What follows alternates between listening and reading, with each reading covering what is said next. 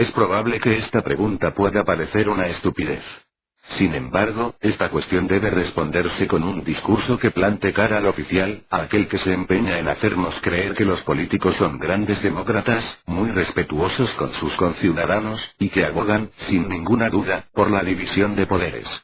Evidentemente, el matiz de políticos de hoy no es casual, y ello nos obliga a relacionarlo con el régimen representativo, o como se le apoda, no sin cierta generosidad, democracia representativa. La tendencia al despotismo de nuestros sistemas políticos tampoco debe achacarse a Montesquieu, ni a Locke, ni tampoco a John Stuart Mill, quienes seguramente pensarían que el régimen representativo funcionaría bien. La teoría nos decía que el poder que emana del Estado debía dividirse en tres, legislativo, ejecutivo y judicial, y que estos tendrían que configurarse de manera independiente para evitar intromisiones.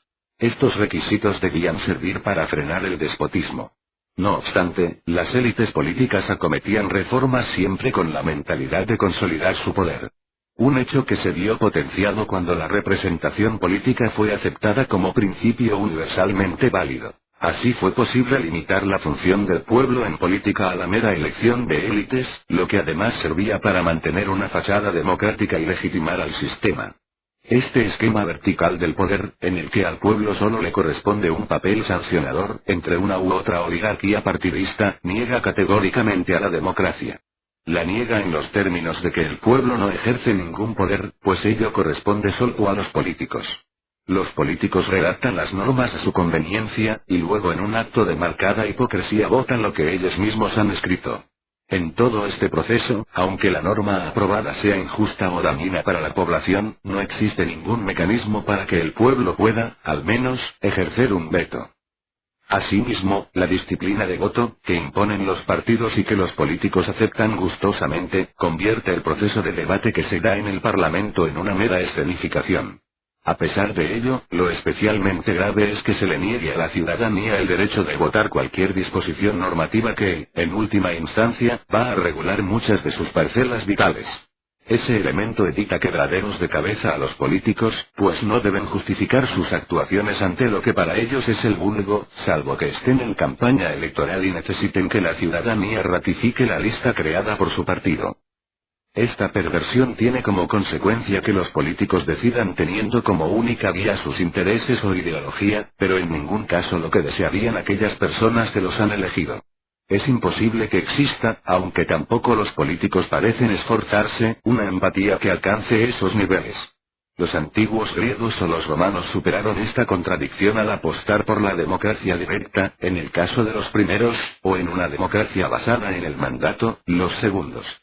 Por aquel entonces, Ibn Bodin todavía no había escrito acerca de la soberanía, así que, por tanto, tampoco era posible justificar su representación.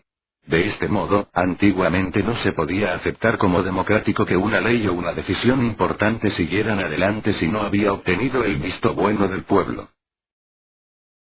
Uno de los embrollos habituales del estratega ateniense Temístocles, ilustra perfectamente lo que esto significaba. En una ocasión Temístocles tenía que convencer a los ciudadanos atenienses para que un inesperado ingreso pudiera servir para reforzar la flota, y así poder hacer frente a la previsible invasión del rey Jerjes. Sin embargo, Temístocles sabía que aquel argumento no sería suficiente para ganar, así que recurrió a la mentira. Si no valoramos criterios morales, el desenlace de la batalla de Salamina es suficiente como para no reprocharle su decisión. No obstante, más allá de eso, lo reseñable del ejemplo es que Temístocles tuvo que devanarse los sesos para conseguir que su propuesta fuera aprobada por sus conciudadanos. Quizás pudieron votar una mentira, pero al menos tuvieron la oportunidad de hacerlo y no ver cómo otros lo hacían por ellos. En la actualidad, los políticos no someten a discusión con la ciudadanía absolutamente nada, ya que ni pueden ni lo desean. Ellos se autoproclaman voluntad del pueblo, pero paradójicamente deciden de acuerdo con sus propios deseos.